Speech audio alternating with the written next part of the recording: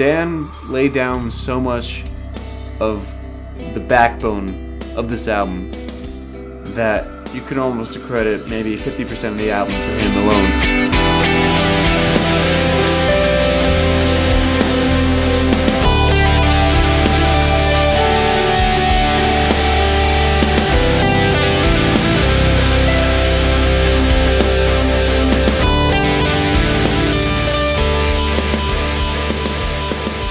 It's always exciting to hear Dan's guitar parts when he comes up with them, because he writes in a way that's not like a lot of other like local or hardcore musicians. Because the thing about Dan when he was writing his guitar parts is that he's so against writing parts that are simple. He seems very opposed to using things like power chords. He always fills out his chords very fully, and he creates very interesting guitar riffs in that way. Where a section would call for just playing or strumming chords, he would make sure that the chords that we were playing were, the most full and, complex fingerings that, he could find. And he was always just trying to challenge himself. One of the special parts on the album for me is the very beginning of Narrow Roads.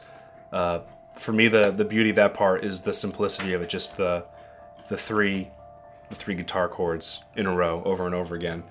And the contrast between where it had come from previously in small gates. He really creates intricate chords and writes parts that are very different from other hardcore parts I've heard in other songs and other bands are doing. So the greatest example of that is in Come Close. There's this ascending guitar part in the near the beginning of the song, and it's a cool sounding part, but it was really simple to play, and there was a lot of repeating notes in it, and Dan just was not having that. For writing guitars, the one thing I always tried to do was maintain that it would be both melodic and dark at the same time. So he changed the fingering so that it's never staying on the same string as it's going up, instead of just picking everything twice. And it ended up turning out to be like a fingering exercise for guitar, and that's just a testament to how much he wants to challenge himself in every aspect. As a singer, I like to try to work melodies into the guitar parts themselves. So even though it might just be a guitar part, despite that, there still be some sort of melodic line woven into the guitar part. This record, the guitar parts are, very in your face, very aggressive. With Hell Is Empty, it's just very dark and different sounding than what you hear in a lot of other hardcore music. And then the part, Hell Is Empty, there's just a huge build-up. Just between the drums just constantly, picking up, and, the guitar's just bringing out these, dissonant chords and stuff, and it just has this quality to it that you don't really hear. It's not trying to be overly heavy or overly brutal. It's just a sincere type of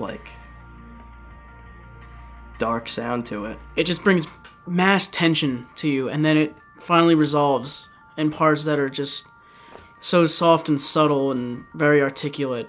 We came from an interesting place going to this album with the fact that we only had one guitarist in the band, and we had two guitar parts. What that allowed me to do is it placed more responsibility on me as far as the writing process was concerned. In the end, Dan really stepped up to the plate. He really wrote these interesting parts that just weaved together seamlessly almost. But it also allowed me to have more control over really making my influence felt on the record. It didn't limit him that he was the only guitarist. It only made him able to just expand upon what he had already done to a level which was amazing and just gave the album overall shape.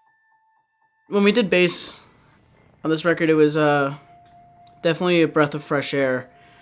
I'm used to hearing bands with the bass. It just kind of mimics the guitar parts. From what we've heard from other bassists and other bands is, it's just a lot of, well, this is what the guitar player is playing, so yeah, I guess I'll match the root note here and that'll be good. Let's, put a rap on it. There were quite a few moments in the album where we could approach the bass parts from a much more traditional standpoint and actually speak for all the voices within the chord and write a much more traditional bass line, rather than just be a sort of second rhythm guitar player, which definitely adds a lot of texture to the album. But, Alex, in his own quiet way, completely murdered that precedent. And, he'll stick to the root note and you'll stick to rhythms when it's necessary and only when it complements the song. I would look at each section in itself, where if it was a very riff-driven, heavier section, to obviously mimic the guitar to keep all that punch in there, and to just lay down that riff because that was the focus of the section. But every chance he gets, he's making that bass part his own. Whether it's finding different notes in the chord that he wants to emphasize, or filling out the chord by playing notes that haven't even shown up in the guitar or piano yet. But there are other parts that are a lot more exposed and vulnerable and instrumentally driven with no vocals, where you have to fill up that space and give it texture, where you want to approach it more traditionally and actually speak for other voices in the chord. Or writing some ripping, driving bass part that just blows your face off. In the song Come Close, there's a section where Dan is just holding out chords, and he pretty much just told me, right here, I just want you to write a driving bass line. And it's probably the sections like that that I'm most proud of and happiest with and enjoy playing the most live. When we would be showing Alex a guitar part for a section or a chord progression, you would very quickly figure out the bass part. And he had this look in his eyes, and you could just tell while he was already figuring out the bass part, he was composing a symphony based on it. Very Mozart-esque. It's creepy. Alex has really stepped up to the plate and shown us exactly what a bassist should expect to do on an album.